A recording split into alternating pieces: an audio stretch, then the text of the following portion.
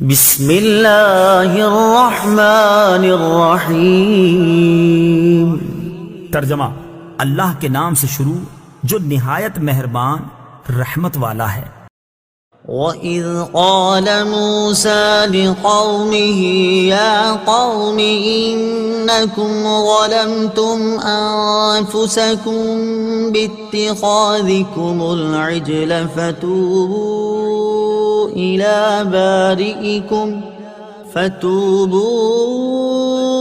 إِلَى بَارِئِكُمْ فَاقْتُلُوا أَنفُسَكُمْ ذَلِكُمْ خَيْرٌ لَكُمْ عِندَ بَارِئِكُمْ فَتَابَ عَلَيْكُمْ إِنَّهُ هُوَ التَّوَّابُ الرَّحِيمُ۔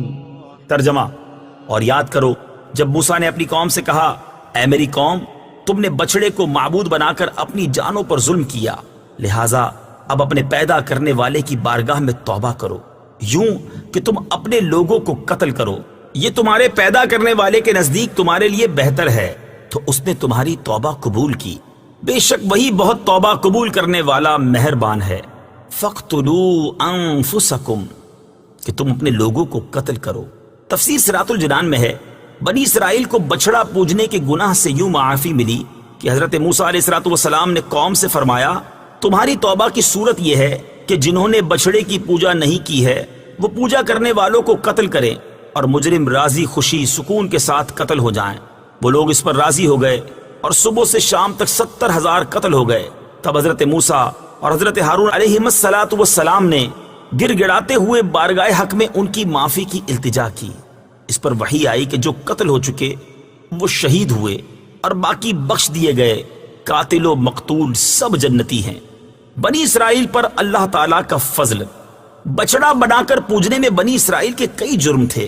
نمبر 1، مجسمہ سازی جو حرام ہے۔ نمبر 2، حضرت ہارون علیہ السلام کی نافرمانی۔ نمبر 3، بچڑے کی پوجا کر کے مشرک ہو جانا۔ یہ ظلم آل فرعون کے مظالم سے بھی زیادہ شدید ہیں، کیونکہ یہ افعال ان سے بعد ایمان سرزد ہوئے، اس وجہ سے وہ مستحق تو اس کے تھے کہ عذاب الہی انہیں مہلت نہ دے اور فی الفور ہلاک کر کے کفر پر ان کا خاتمہ کر دے، لیکن حضرت موسیٰ اور حضرت ہارون علیہ السلام کے طفیل انہیں توبہ کا موقع دیا گیا۔ یہ اللہ تعالیٰ کا بڑا فضل ہے، اور یہ قتل ان کے لیے کفارہ تھا۔